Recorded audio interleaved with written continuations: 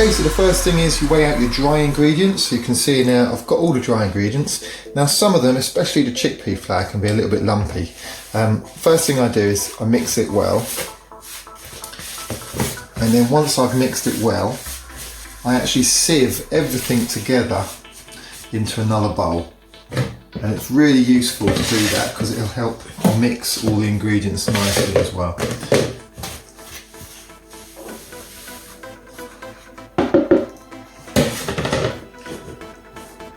So we sieve all of that through there, and as you can see in the bottom there, everything's really fine and coming very well mixed through.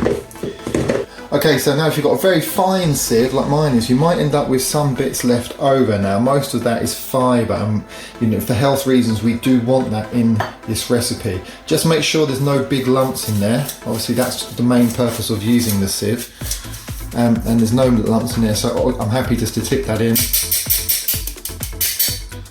And then I'll mix that in manually one more time in the bowl. And now the dry ingredients are ready.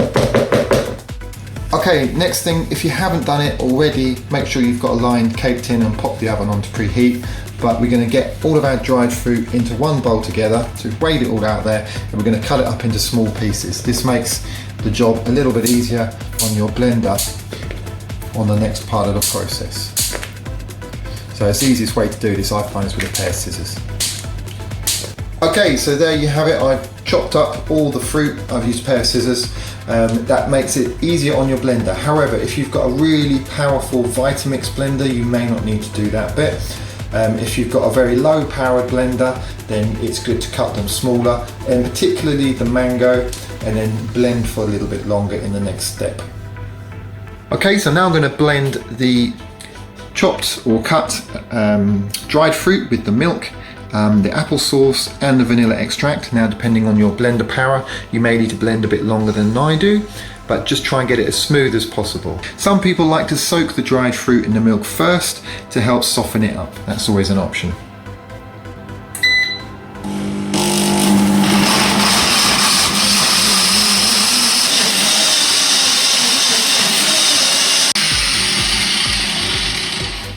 Okay, so once you've got it as blended as you could, it'll be quite thick. Transfer it to your bowl. And we will rinse the blender out in a moment with the lemon juice. Okay, so now I'm zesting some the lemons, and one little tip is that if you're going to do it onto a board, just wet the board first, because we don't want the board to absorb the oils that come out of the skin, out of the zest when we're zesting the lemon. We want those to remain on the board when we add it to the ingredient. That's going to add to the flavour. So we zest the 2 lemons, and then we set them aside ready to be juiced, and we'll use the juice to clean the blender. Okay, so that's how clean I've managed to get our blender, and now I'm going to add the lemon juice. Okay, now you can slosh the lemon juice around the blender. It's not a lot of lemon juice, but what I do is I just put my blender on a pulse.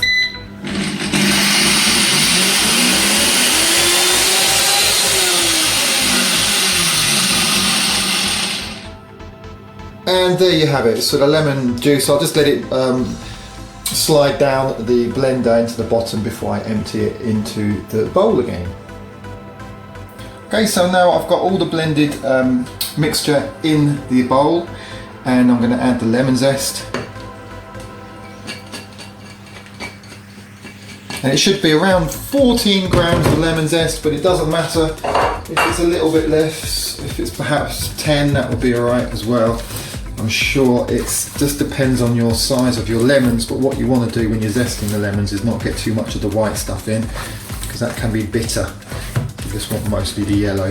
So that's all mixed in. So that's all our wet ingredients now nicely combined, and we're going to add the dry ingredients to the wet ingredients. Okay, so the dry ingredients into the wet, and then using a stiff spatula, you're going to do this bit nice and quick. But try and be efficient and make sure that there's not any dry flour on the bottom of the bowl. But basically, as we're mixing this in, the lemon juice and the bicarbonate of soda will start reacting, so we don't want to leave this one standing like this for any amount of time really. We want to mix it and then get it straight into the cake tin. Once you're putting it in the cake tin, just give it a pad around. Don't need to push it down too much. It will spread out a bit when it's cooking, but you can obviously smooth the top like so. Scrape the last bit out of the bowl. Lovely. Now she's ready to pop in the oven. So she goes in there at 160 degrees for about 50 minutes. Okay, so the time is up. Pop the cake out of the oven. Right, so there she is. I'll just let her cool down for 10 minutes before I remove the sides and the bottom. Okay, so she's been cooling down for about 10 minutes. It's absolutely fine to touch the casing now. It's cooled down enough. So I remove the casing, and then to remove the base, I'll literally just do that.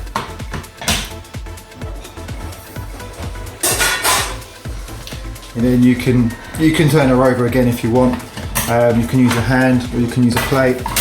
And I let her just cool down, just like that, until she's cool enough to put in a box.